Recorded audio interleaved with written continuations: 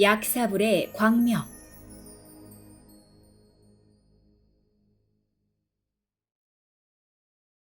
약사부처님 탄신 기념일은 예로부터 전해져 온 약사부처님께서 태어나신 날입니다. 약사부처님 탄신일은 음력 9월 30일. 불교 경전의 기록에 의하면 미래의 세상에서 중생을 돕고 중생을 제도하는 부처님은 약사부처님입니다. 약사부처님께서는 보살도를 행할 때 원을 세웠습니다. 그 원에서 가장 중요한 원은 제가 대광명이라 부르는 원입니다. 약사부처님께서는 본인 또는 인연이 있는 자비로운 중생이 마음에서 광명을 발하여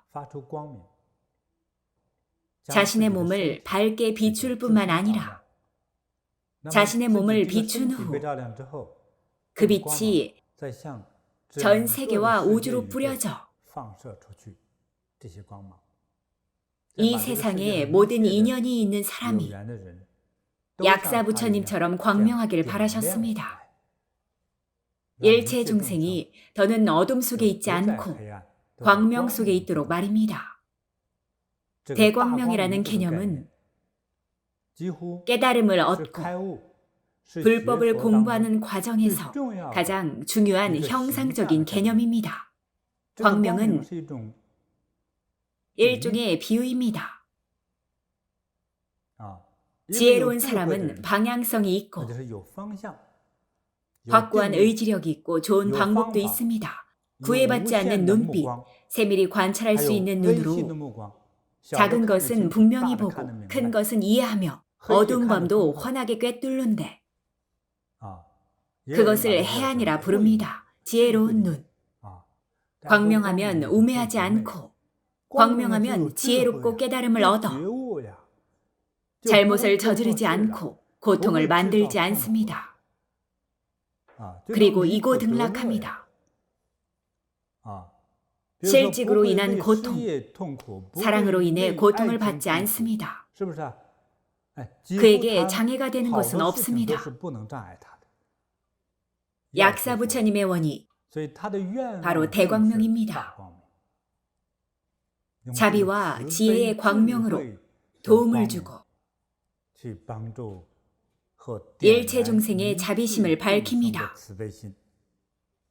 자비심을 일으키고 대광명을 발하여 자비와 지혜의 광명을 발하면 사람은 깨달음을 얻고 고통을 이겨내며 장애는 사라집니다. 약사부처님의 원은 자비와 지혜의 대광명으로 모든 중생을 돕는 것이다.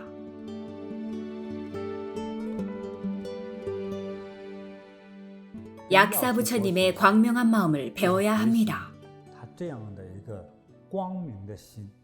광명한 마음은 어떤 마음일까요? 자비의 마음입니다. 가리지 않아 모든 사람이 볼 수 있는 그러한 광명의 마음을 배워야 합니다. 그것이 바로 대자대비입니다. 하늘의 이치를 얻고 하늘의 이치를 넘어서는 것입니다. 하늘의 이치가 순환한다는 것은 어떤 개념일까요? 양육강식, 낮과 밤, 좋거나 나쁜 인연, 이러한 것을 하늘의 이치 또는 자연의 이치라고 합니다. 그러나 부처님의 대자대비한 대광명은 하늘의 이치를 넘어서고 하늘의 이치를 메우는 것입니다. 여러분이 질병에 시달리고 가난과 빈곤에 찌들고 업력과 무지에 의해 장애가 끊이지 않는다 하더라도 자비를 얻으려는 바람만이 있다면 틀림없이 광명과 지혜를 얻고 정해진 삶의 상태를 변화시킬 수 있습니다.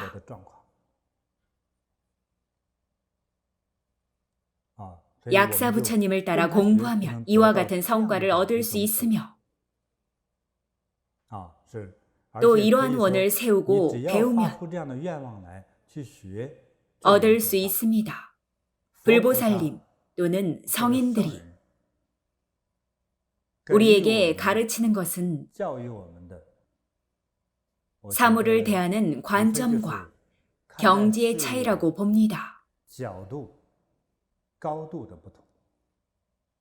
같은 일도 관점이 다르고 경지가 다르면 전혀 다른 느낌을 줍니다. 이러한 안목으로 사물을 보면 더욱 완전하고 완벽하며 원만합니다. 일시적인 이익을 취하지 않고 참지 못해 화를 내지 않으며 모두 더 길고 넓은 계획에 따라 일하고 일을 처리합니다. 부처님의 가르침은 밤하늘의 밝은 등과 같아서 어둠 속에 있는 구석까지도 골고루 비추고 온 세상 사람의 마음을 비춥니다. 우리가 육안으로 볼 수 없고 일반인이 생각할 수 없는 세상까지 비춥니다. 이러한 광명을 우리는 대광명이라 부릅니다. 또는 대지혜이며 대해탈이기도 합니다. 약사 부처님의 자비심을 배우고 지혜의 눈으로 사물을 대하면 정해진 운명을 바꿀 수 있다.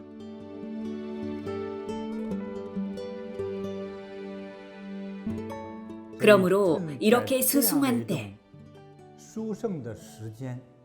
특별한 날에 우리는 자비를 배우고 자비와 지혜의 광명을 맞이하여 자신이 가장 사랑하고 좋아하고 아끼는 가족에게 이렇게 수승한 기념일인 약삽을 탄신일에 여러분이 아끼는 가족을 위해 하나 또는 여러 개의 광명 등을 밝히면 가장 아름다운 광명과 지혜, 자비를 가족에게 선물할 수 있습니다. 오래전 티베트의 사원에 작은 사원에 어느 날 중년의 아주머니가 오셨습니다.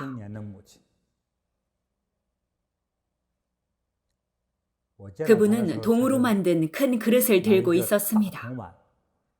그릇에는 기름이 가득 들어 있었는데 동으로 된 등잔에 기름을 조금씩 떨어뜨리고 있었습니다. 기름을 부처님 전에 올려 등을 밝혀 부처님을 비추기 위해서였습니다. 그는 기름을 올리면서 눈에 눈물을 머금고 있었습니다.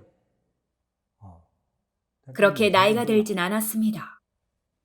저는 호기심에 그분에게 원이 있으십니까? 라고 물었습니다. 약사 부처님 전에 등을 올렸으니까요. 그녀는 아들을 위한 것이라고 했습니다. 남편은 이미 세상을 떠났답니다. 이미 여러 해가 지났답니다. 그녀는 혼자 아들을 키웠는데 아들이 자라 고등학교를 졸업하고 고향을 떠나 타지에 돈벌이를 갔답니다. 고향을 떠난 아들이 어머니는 늘 걱정이었습니다. 애처로운 것이 세상 부모의 마음입니다. 아들을 걱정하고 있었습니다. 티베트에서는 불교가 전통 신앙인데 그 중에서도 약사 부처님을 특별히 공경했습니다. 그래서 약사 부처님 전에 등을 올렸던 겁니다. 제 질문에 대답한 다음에도 그분은 기름을 계속 넣으면서 이렇게 중얼거렸습니다. 약사 부처님께 청합니다. 제가 약사 부처님 전에 등을 올립니다. 부처님의 얼굴을 환히 비추니 우리 아들의 마음속에 영원히 광명이 함께하게 해주십시오. 지금부터 제 아들을 약사 부처님께 맡깁니다. 약사 부처님께 정합니다. 제 아들의 일생을 이끌어 주십시오. 저는 몹시 놀랐고 몹시 감동했습니다. 당시 저는 생각지 못한 일입니다. 아들을 약사 부처님께 맡기고 중요한 순간에 아들에게 가르침을 달라고 했습니다. 저도 그때는 어렸기 때문에 몹시 감동했습니다. 우리 어머니도 저렇게 하실까? 라는 생각이 들더군요. 젊은이들은 힘이 넘치지만 인생의 경험이 부족하고 인생의 철학이 부족합니다. 잘 몰라 어떻게 해야 할지를 모릅니다. 중요한 순간에 일 처리를 제대로 하지 못하여 좋은 사람이 나쁜 사람이 되고 좋은 기회를 낭비합니다. 과거에 성공한 많은 사람들은 당대에 성공한 사람을 포함하여 중요한 순간에 정확한 선택을 하였습니다. 그러나 때로는 그 정확한 선택이 그 순간에는 좋지 않은 선택일 수도 있습니다. 그러나 결과가 아주 좋다면 하늘이 이끌어주는 겁니다. 제가 예전에 알던 젊은 아가씨의 이야기를 들려드리겠습니다. 그때는 젊었고 얼굴도 아주 예뻤습니다. 외모가 출중했기에 인기도 많았습니다. 다들 남자를 소개해 주었지만 마음에 드는 사람이 없었습니다. 그러다가 우연히 음식점이었는지 장을 보다가였는지 물건을 바닥에 떨어뜨렸습니다. 마침 그곳에서 일하던 젊은이가 좋았는데 그때부터 두 사람이 알게 되어 계속 왕래하게 되었습니다. 그리고 결혼 이야기를 꺼내자 남자가 본인이 본래 시골 출신인데 아버지는 돌아가셨고 어머니는 지능에 약간 문제가 있어 돈 벌러 이곳으로 온 것이라고요. 아가씨는 젊고 예쁘고 집안도 건세가 있는 가문이었습니다. 그런데 가난한 남자와 결혼하려고 하니 온 집안 사람 모두 결사 반대했습니다. 안 돼. 가난뱅이를 어디다 써?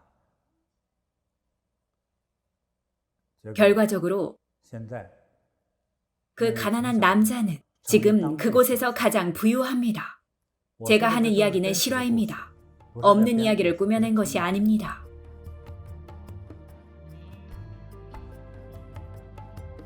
부처님 전에 등을 밝혀 부처님의 얼굴을 환히 비추고 부처님께서 우리의 일생을 이끌어 주기를 청한다. 그래서 성공한 사람은 중요한 순간에 천지신명이 이끌어 주어 중요한 순간에 정확한 선택을 하고 성공하는 겁니다. 역사적으로 큰 성취를 이룬 사람들의 이야기를 읽어보면 아주 많은 우연함이 모여 일반인이 대단한 사람이 되었습니다. 심지어 과거의 제왕들도 그러했습니다.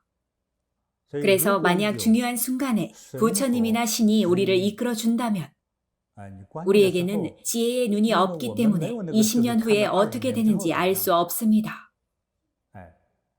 전지신명이 이끌고 가는 길이 옳은 길입니다. 티베트에서 만난 중년의 아주머니는 아들을 부처님께 맡겼습니다. 부처님 전에 등을 밝혔지만 사실은 아들의 앞길을 비춘 겁니다. 중요한 순간에 부처님의 힘이 발휘합니다. 등을 밝혔으니까요. 만약 아주 큰 초롱불을 밝히고 어두운 밤길을 간다면 구덩이에 빠지지 않고 넘어져서 다치지 않고 최소한 올바른 길로 갈 겁니다. 그렇습니다. 광명은 이런 장점이 있습니다. 특히 우리의 인생을 신이나 부처님께 맡기고 부처님이나 신이 받아주신다면 우리는 복 있는 사람입니다. 그래서 부처님께 광명을 배우고 대광명과 대지혜를 배워야 합니다. 대광명과 대지혜를 얻으면 대뇌와 정신은 밝아집니다. 그러면 정확한 일을 하고 옳은 길을 가며 바른 친구를 사귀입니다. 그리고 올바른 인생길을 선택합니다. 우연한 기회에 그렇게 되는 것이 아니라 천지신명이 보호하기 때문에 성공할 수밖에 없습니다. 그러므로 우리의 생명과 우리가 가장 사랑하는 것을 불보살님께 맡긴 후 조금이나마 성의를 표시하십시오. 부처님 전에 등을 밝히고 부처님을 밝게 비추십시오. 그것은 결과적으로 우리의 인생의 아름다운 앞날을 비추는 겁니다. 신이나 부처님 전에서 자신의 공경을 표현하는 것에는 빈부의 차이가 없습니다. 마음으로 하는 공양, 생각만으로 하는 공양, 공경하려는 마음이 있다면 부처님은 똑같이 받아주십니다. 마음속으로 공양하는 것과 실질적인 공양은 같습니다. 그래서 공양하려는 마음이 있다면 나뭇잎 하나, 야생화 한 송이, 맑은 물 한 컵, 정성 어린 마음으로도 충분합니다. 중요한 것은 이런 마음이 있어야 합니다. 번뇌도 결국은 마음에서 비롯됩니다. 해탈하거나 공양하는 것도 결국은 마음이 있어야 가능합니다. 마음이 아주 중요합니다. 그래서 발심이 필요합니다. 왜 약사부처님이라 불릴까요? 저는 그분의 가장 훌륭한 처방전은 자비의 광명이라 생각합니다. 대자비, 대광명, 대지혜, 모든 것이 가능한 해독약입니다. 사람의 일생을 구하고 세세생생을 구원합니다. 광명의, 대광명의 대지혜로 수많은 질병 문제를 구원하였습니다. 사람의 질병은 정신에서 발생하는데 정신에 광명이 무한하다면 질병이 있을 리가 없습니다. 그래서 부처님도 약사 부처님을 대의왕이라 불렀습니다. 모든 의사가 그를 왕으로 모십니다. 의사란 질병을 고쳐주는 사람입니다.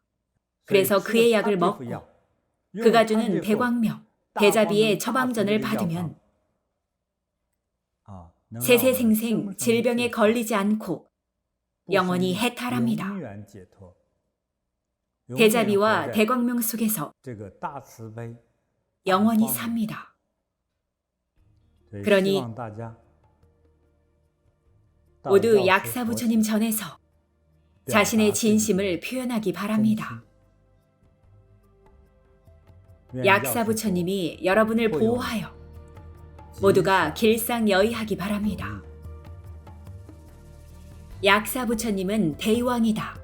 부처님 전에서 공경과 공양의 마음을 표현하고 신과 부처님의 보호를 받아 건강하고 광명을 얻는다.